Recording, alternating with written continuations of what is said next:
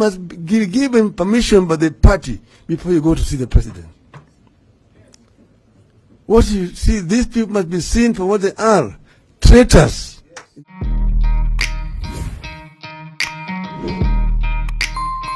Welcome to AFAX number one stop to entertainment and trending news. Now, as today Jalango was attending the parliamentary group meeting, he was denied entry. This is because he had met President William Ruto, and he and the other Azimio MPs who attended this meeting have been dubbed as traitors, users, people who used Raila Odinga in order to clinch their seats. Now, Raila Odinga has called them traitors, and this also explains why Jalango was kicked out again once Raila Odinga walked in. Let me just play that short clip as to what happened there.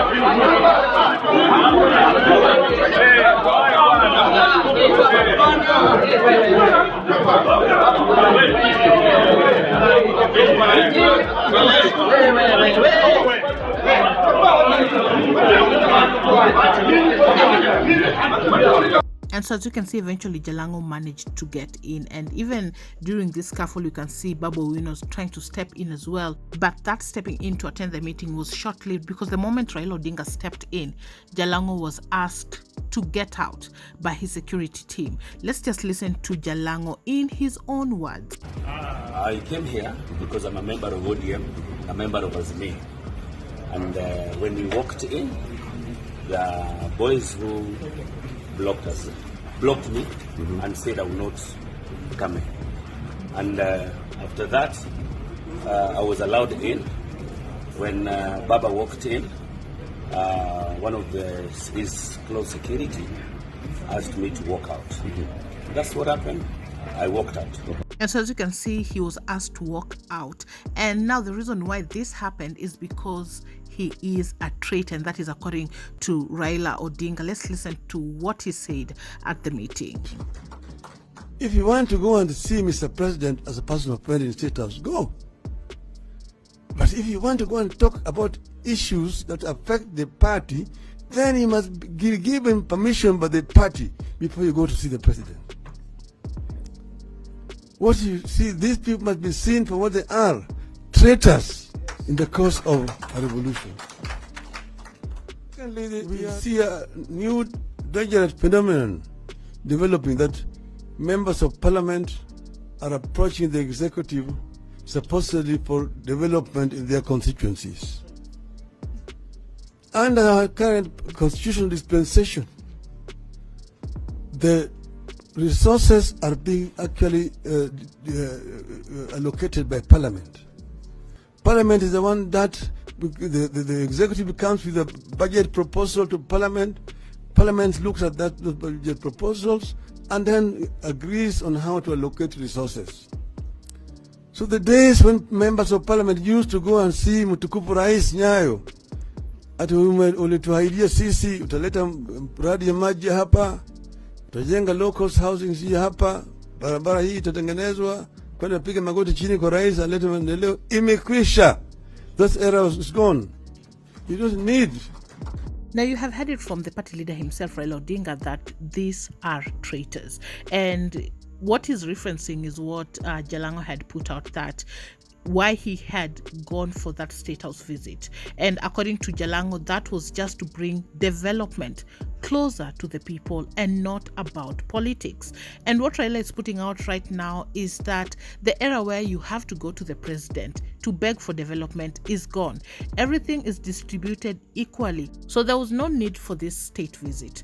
But I want to quote what Jalango had put out. Soon and very soon, the electorates will be smart enough, or are already smart enough, and they already know that there is politics and there is development. Jalango also shared that politics and development run concurrently. Putting out, they run concurrently, development and politics. It's just for you to know which direction and what time are you where and how. When he was asked whether his surprise meeting with the president was a betrayal to the Azimio la Umoja One Kenya coalition, which sponsored him to the parliament, Member of Parliament Jalango put out that his constituents will think about development at the end of the day. Well, from Raila's statement, he absolutely disagrees with that. But I want us to dive in on the social streets and see what netizens are actually saying, both who are for Jalango being kicked out and those who are not for Jalango being kicked out. So let's see. Somebody says here, people should have also avoided Raila when he went for handshake alone. Sometimes Raila likes misusing his supporters. Somebody else says, in politics, there's no fence sitting. You are either with us or with them. Jalango should know this is politics, not comedy. One thing I need Kenyans to understand is that we need leaders who will serve humanity, not their parties. So elected leaders in Azimio should serve Kenyans and avoid demonstrations. He has already defected. Let him go to UDA. We don't need such betrayal leaders who doesn't mean their words. There's no development that comes from State House. It's constitutional right. I believe they wanted to say it's constitutional right for each region to have equal share of the resources. And I believe that is the same statement that Raila Odinga echoed. Somebody says, why didn't they act when Raila shook hands with Uhuru? And another comment here reads, the moment he wore a coat of many colors, that's when he couldn't be known which color he represents. His career now is tainted no matter how hard he tries. He cannot be trusted in the meeting when he slept with the enemy. He's now seen as a double agent. Immaturity of the highest order by ODM. Yes, Jalango was elected under an ODM ticket. He's a sitting member of parliament and has the freedom to interact with those on the government for the sake of his constituents. The other day, Ruto was in Nyanza and was welcomed well by the local leaders, whom a majority of them are elected under an ODM ticket. They welcomed him and discussed a range of issues, development being the major issue. They were not castigated for betraying the ODM party. Now, when it comes to Jalango, who may as well have visited State House for a basic reason as having moments with the president, ODM minions are here saying that he is a betrayer.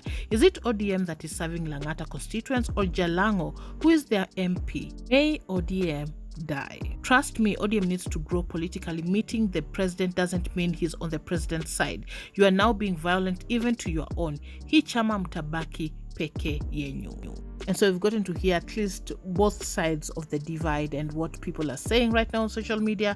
There are those who are against what happened to Jalango, and there are those who are saying you cannot be with us and be with them. Well, that is what is happening in the political scene. For this and more updates, make sure you have subscribed, hit that notification bell so you're notified once we have any new uploads. I'll see you on the next one. Bye-bye.